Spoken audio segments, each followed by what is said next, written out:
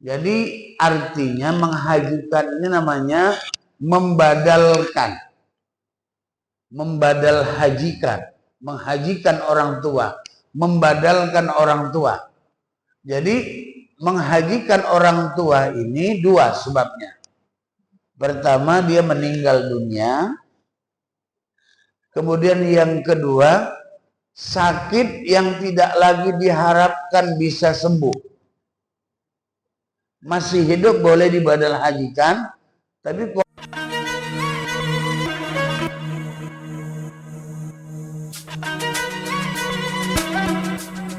yang masalah menghajikan orang tua yang sudah meninggal. Ini anaknya berhaji tahun ini. Dia berniat, Pak Ustaz, orang tuanya sudah lama meninggal. Apa itu boleh? Baik, yang pertama tadi masalah kurban orang tua tadi kemana tadi? Kemana? Menghajikan orang tua. Ya, ya baik. Ya, jadi saya luruskan kembali. Pertama, tidak boleh mengorbankan orang yang masih hidup kecuali dengan izinnya. Ya, itu satu. Yang kedua, tidak boleh mengorbankan orang yang sudah meninggal kecuali ada wasiatnya. Itu dia. Tapi pendapat yang lain, ulama yang lain mengatakan ini boleh. Kenapa? Karena menganggap bahwa itu adalah bagian salah satu dari perbuatan sedekah.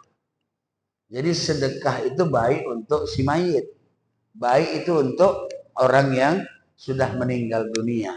Jadi artinya ada beberapa pendapat di antara ulama tadi. Jadi yang pertama, tidak boleh kita menghajikan, tidak boleh kita mengkorbankan seseorang yang masih hidup kecuali dengan izinnya. Itu betul. Karena tanpa izin maka tidak boleh kita, kecuali keluarga kita sendiri. Anak, istri, suami, atau orang tua, atau boleh. Tapi kalau ada orang lain, dia harus ada izinnya. Dan tidak boleh mengorbankan yang sudah mati kecuali ada wasiatnya. Itu pendapat Imam Muhyiddin dalam Syaraf An-Nawawi. Tapi dalam pendapat yang lain, bahwasanya boleh, tidak ada masalah. Kenapa? Karena dimaknakan bahwa kurban itu adalah merupakan sedekah. Sedekah bagi orang yang sudah meninggal itu baik buat mereka. Gitu, ya. Nah, beda dengan menghajikan orang tua.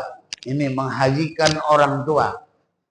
Jadi artinya menghajikan ini namanya membadalkan. Membadal hajikan. Menghajikan orang tua.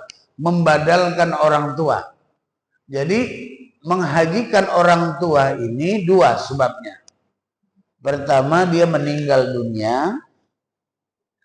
Kemudian yang kedua, sakit yang tidak lagi diharapkan bisa sembuh. Masih hidup boleh dibadal hajikan, tapi kondisinya dalam keadaan sakit yang tidak memungkinkan lagi bagi dia untuk berangkat ke sana dan sangat tidak diharapkan kesembuhan. Udah koma, tapi lama kali, nggak mati-mati. Entah apa sebabnya nggak tahu. Atau ada yang terkapar aja.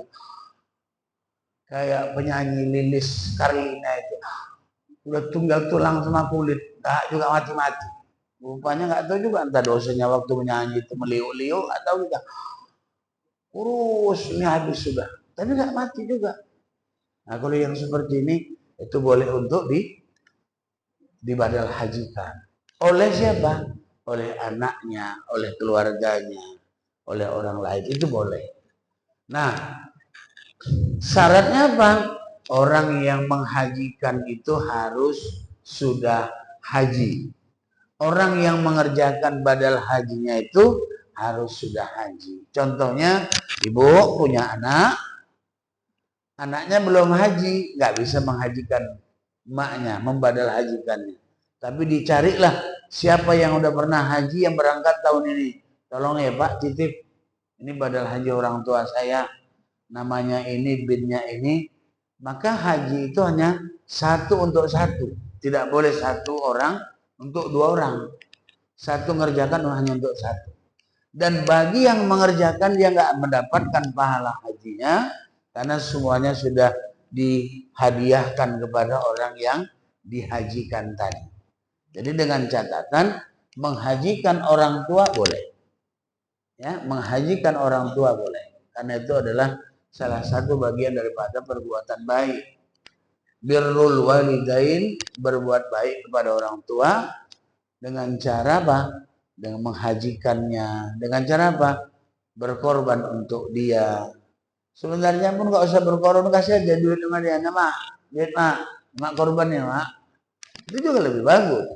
Atau mak, ini mak duit untuk mama, tapi ku daftarkan ke sana ya mak. Mau mak kan? Mau lah nak, daftarkan. Gitu. Jadi kadang-kadang yang dimaksud tadi nggak boleh tadi apa? Mungkin ada maksud dan niat orang yang mau dibadalkan, yang dikorbankan tadi, maka harus melalui izinnya, harus persetujuan dia. Ya, itu barangkali Bu. Jadi artinya boleh menghajikan orang tua karena memang itu ada dasarnya. Tapi belakangan ini banyak dikembang luaskan orang apa? Ada juga namanya badal umroh alat. Badal umroh itu nggak ada sebenarnya. Yang ada tuh badal haji. Ada orang pergi umroh 13 hari. Datang ustadznya bilang, ini perlu dibadalkan orang tua ibu umrohnya. Berapa duitnya? 2 juta. Nggak ada memang aturannya untuk badal umroh. Nah gitu ya. Saya mau cari-cari duit aja deh. Jadi yang benarnya itu adalah badal haji yang ditentukan dalam syariat agama. Saya kira itu, ya. Ibu tadi agak kurang puas nampaknya. Apanya kira-kira?